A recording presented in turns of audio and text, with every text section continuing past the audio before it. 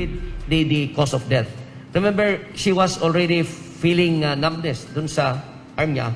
And these are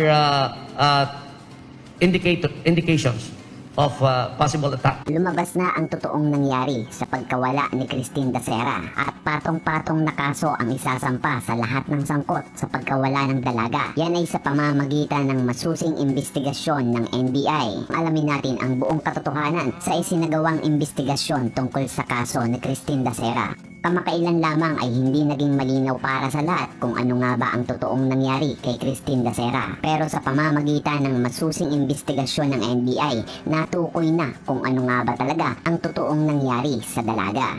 Unang sinabi ng medical legal report ng PNP na walang nakuhang ihi sa bangkay ng dalaga na si Christine Dacera at may abrasion umano o kalmot sa kanyang ari. Ito ang naging basihan ng pulisya sa unang akusasyon ng rape. Pero ayon sa NBI, wala silang nakitang anumang abrasion.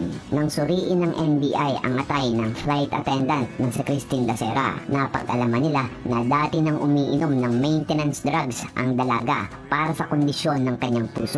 May nakita namang bakas ng methamphetamine at fluomethamphetamine o party drugs. Nang suriin ng NBI ang kanyang mga naisuka bago siya mawala ng buhay. Bagamat aneurysm ang cause of death, sinabi ng mga eksperto ng NBI na posibleng nagpalala sa kanyang kondisyon ay ang ipinagbabawal na droga. Kapag ikaw ay nag-take ng drugs, ay tataasan yung BP. So mag-rapid ang yung heartbeat at pagtaasin yung BP, which would ultimately result to the rupture of the aneurysm. Pinakakasuhan ang PNP Medical Legal ng falsification of official document by public officers. Kasong obstruction of justice naman ang isasampa para kina Mark Anthony Rosales, Romel Galido, Jan Pascual de la Serna, Gregorio Angelo, Rafael de Guzman, Jezreel Rapinan, Alan Chen Dayanan, Raymar Inglis, Darwin Joseph Macala, kasama rin dito ang kanilang legal counsel na si Attorney Neftali G. Maroto. Ito ay sa kadahilanan na hindi nila inamin na gumamit sila ng ipinagbabawal na droga. Dalawa naman ang kinasuhan dahil sa pamimigay ng droga. Ito ay si Mark Anthony Rosales at si Romel Galido. At isa naman ang kakasuhan dahil sa paggamit ng ipinagbabawal na droga. Ito ay si Mark Anthony Rosales. Malinaw pa sa sikat ng araw ang ginawang investigasyon ng NBI na mayroon talagang ipinagbabawal na droga noong gabi ng kanilang kasiyahan. Apat naman sa mga kaibigan ni Christine Dacera ang pinakakasuhan ng reckless imprudence resulting in homicide. Ito ay sina JP de la Serna, Jezreel Rapinan, Allen Chen Dayanan, Louis de Lima. Dahil ito umano sa ilang oras na ang lumipas bago nila bigyan ng first aid si Christine Dacera. Kasong perjury naman ang isasampa para kay Romel Galido, JP de la Serna, Darwin Macala dahil sa pagbawi nila ng kanilang unang salaysay. Dahil umano ito sa pananakot ng mga pulis na ayon naman sa NBI ay wala namang basihan. Masaya ang mga abogado ng pamilya Dacera dahil sa resulta ng investigasyon ng NBI. Subalit, wala nang masasaya pa sa mismong pamilya ni Christine Dacera dahil hindi nabaliwala ang kanilang ipinaglalaban na mabigyan ng tamang hustisya ang kanilang mahal sa buhay. Panoorin po natin ang iba pang detalye sa nangyaring press conference ng NBI tungkol sa kaso ni Christine Dacera. We cannot prove the fact of rape. We cannot do a charge when we cannot prove this either at the level of the prosecution or more so with the courts. According to our experts na kapag ikaw ay nag-take ng drugs, ay tataasan yung BP.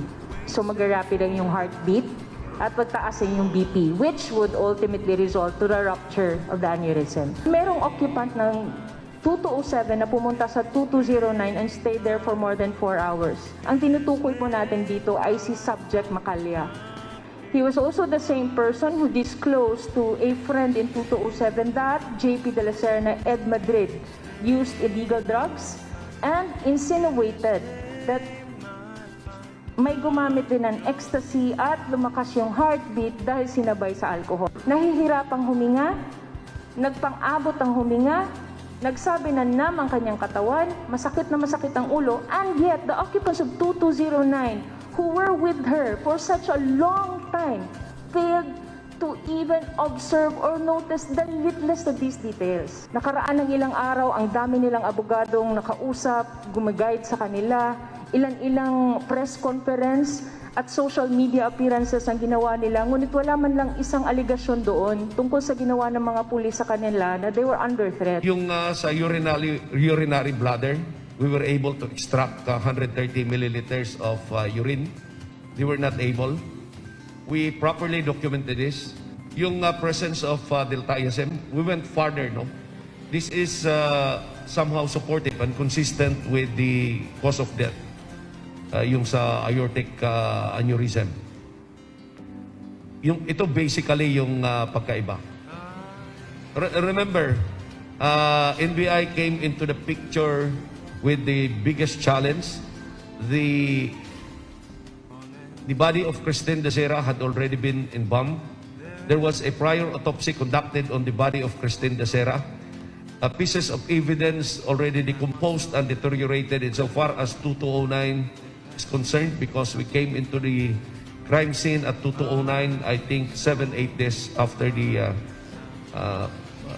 January 1. And yung ibang pieces of evidence, wala sa amin dahil this was with another agency. We had a hard time coordinating. There was a pending incident with the City Prosecutor's Office of Makati. And so you can just imagine the challenge to this investigation. But we pursued, we gathered strength and support from the family of the victim and represented by the lawyers here. And this is how we do our investigation. Nag-file po kami ng falsification of an official document committed by a public officer against the doctor who issued the autopsy report. Na-explain na po kanina.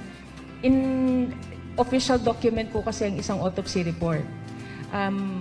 Si Dr. Sarmiento ay legally obliged to state truthful narration of facts therein. Hindi po namin alam kung paano at anong nangyari sa kanya at gano'n ang nangyaring may difference ng aming report kumpara sa kanyang ginawa, which are very glaring. For example, number 1, sa autopsy report na makikita ninyo sa Philippine National Police, ang sinasabi doon ay ang urinary bladder ay empty. Yun naman ay napatunayan namin na hindi totoo. Based on the extraction procedure na ginawa ng NBI, nakakuha tayo ng 130 ml ng fluid doon sa urinary bladder ni Tin. Pangalawa po, which is para sa amin, sa aming analysis, was heavily relied upon by the complainants in filing rape with homicide, ay yung pagsabi niya na may presence ng abrasion doon sa labia majora ni Tin. Dito sa mabusising forensic examination, autopsy procedure na ginawa ng ating mga doktor at forensic experts, ay nakita pong walang abrasion sa kanyang labia majora. And so therefore, an autopsy report being an official document, a public document, and Dr. Sarmiento being legally bound to state truthful narration of facts doon sa kanyang autopsy report ay hindi niya nagawa. Siya po ay pasok doon sa violation ng falsification of official document committed by a public officer. Yung abogado naman po ni JP de la Serna at ni Rom ay naisali ho namin sa aming charge for obstruction of justice. Nais po namin ipaalam na noong January 25, 2021, si Attorney Neptali Maroto po ay nagsumite ng sworn affidavit before the Office of the City Prosecutor of Makati City, apparently supporting the claims of JP de la Serna and Romel Galido na their statements were taken under duress, threat, etc., etc. Doon sa sworn affidavit ni Attorney Maroto ay sinabi niya na yun nga po, they underwent so much sufferings under the hands of the police officers of Makati City. Surprisingly, all those were just bare allegations. It came as rather, not only as, parang naano po kami kasi isang abogado at hindi man lang nagbibigay ng ebidensya doon sa napaka-serious na aligasyon tungkol sa pagkandak ng trabaho ng ating mga law enforcement officers.